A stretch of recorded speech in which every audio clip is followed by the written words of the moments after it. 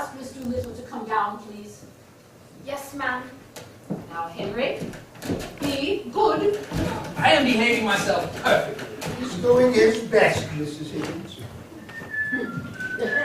Henry, dearest, you don't look at all nice in that attitude. I was not trying to look nice, Mother. But it doesn't matter. I was only trying to make you speak. Why? Because you can't speak and whistle at the same time.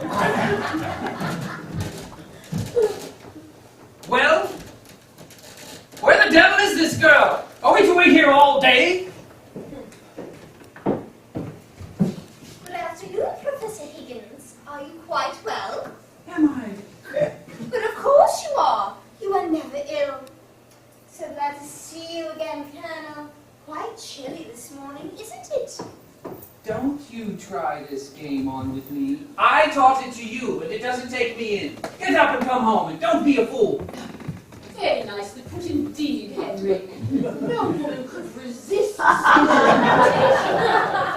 You let her alone, Mother. Let her speak for herself. You will jolly soon see whether she has an idea that I haven't put into her head, or a word that I haven't put into her mouth. I tell you, I created this thing out of the squashed cabbage leaves of Covent Garden, and now she pretends to play the fine lady with me. But you will sit down, dear, won't you? Well, you've got me all together now, Colonel, that the experiment is over. Don't. You mustn't think of it as an experiment. It shocks me somehow. Oh, but I'm only a squashed cabbage leaf. I should be very unhappy if you were to forget me. Very fine of you to say so, Miss Higgins. It's not because you paid for my dresses, for I know you're generous to everybody with money, but it was from you that I learned really nice manners. You see, it was so very difficult for me with the example of Professor Higgins always before me. I was brought up to be just like him, unable to control myself and using very bad language for slightest provocation. And I should never have known how ladies and gentlemen were to behave if you hadn't been there. You mustn't mind Higgins. It's just his way. He doesn't mean it.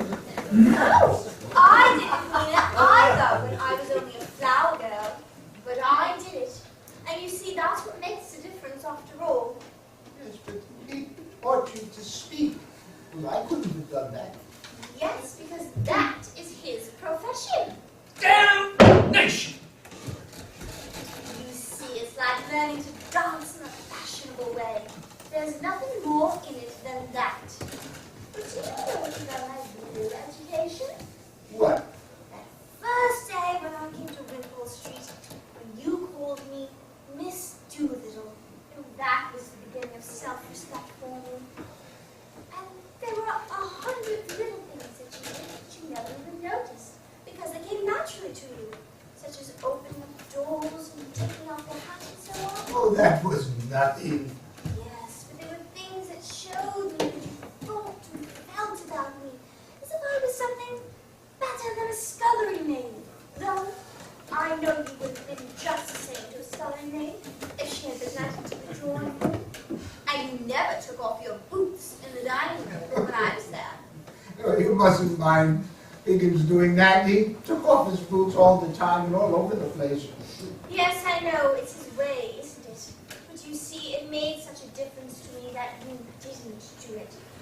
You see, really, truly, apart from the things that anyone can pick up, oh, the proper way of speaking, dressing, and so on, it's the difference between a lady and a flower girl. It's not how she behaves, but how she is treated. I shall always be a flower girl to Professor Higgins, because he always treats me as a flower girl and always will. But to you, I know I can always be a lady, because you've always treated me as a lady and always will. Please don't grind your teeth, Henry. This is also very nice of you to say, Miss Doolittle. I should like you to call me Eliza now, if you would. Of course, Eliza. Thank you. And I should like Professor Higgins to call me Miss Doolittle.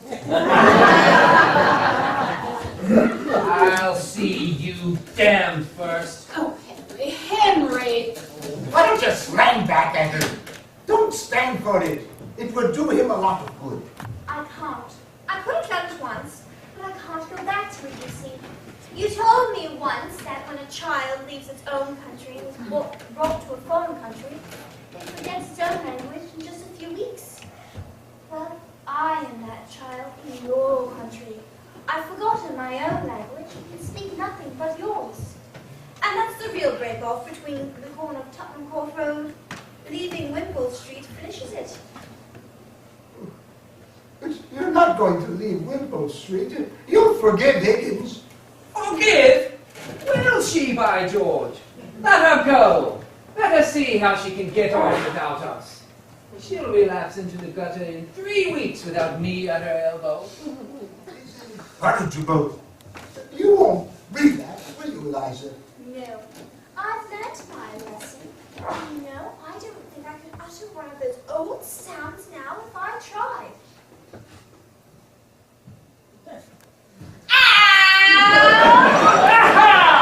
Just so! Ow! Victory! Victory! Are you blind, you girl? Don't look at me like that, Liza. It ain't my fault if I come into some money. You mustn't touch the millionaire this time, Dad. What I did, but today I'm dressed special. I'm going to St. George's in Hanover. Your stepmother's going to marry me. What? You're going to let yourself down to marry that low, common woman? Oh, he ought to, Eliza. Why did she change her mind? Intimidated, Governor. Intimidated. Middle-class morality claims its victim. But you put your hat on and come and see me turn it off, Liza. The Colonel says I must. I'll demean myself and get insulted for my pains like enough.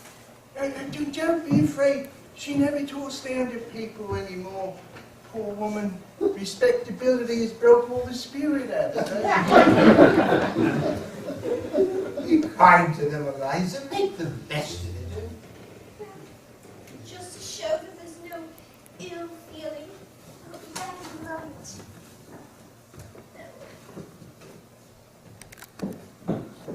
I feel uncommon nervous about the ceremony, Colonel. I wish you'd come along and see me through it. But why? You've been through it before. You were married to Eliza's mother. I told you that. No one told me. I just concluded naturally. That ain't the natural way, Colonel. It's the middle class way. My way has always been the undeserving way. But don't say nothing, Eliza. She don't know, and I've always had a delicacy about telling her. Oh, as you say, let's leave it that way, eh? So you'll come to the church and put me through straight. As best as a bachelor can. May I come, Mr. Doolittle? I would be very sorry to miss your wedding. I should be indeed honoured by your condescension, ma'am. And my poor woman would take it as a tremendous compliment. The poor woman, she's been very down lately, thinking of the happy days that are no more. I'm going to the carriage and get ready. I shall not be more than 15 minutes. I'm going to the church to see your father married, Eliza. You had better come in the robe with me, and Colonel Pickering can go on with the bridegroom. Bridegroom? What a word. It sort of makes me realise his position somehow. Before I go, Eliza, forgive me again. Come back to Wimpole Street. I don't think Dad would let me, would you, Dad? Well, they've done you very cunning, those two sportsmen, I said. Had there only been one of them, you would have kneeled them, but there were two, you see, and one chaperoned the others, you might say.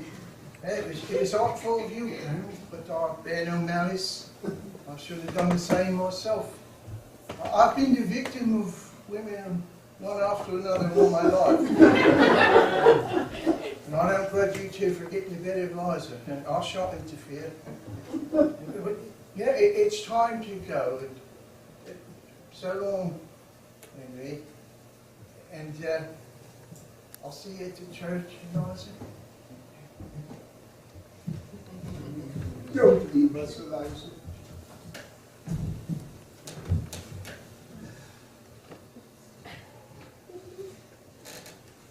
Well, Eliza,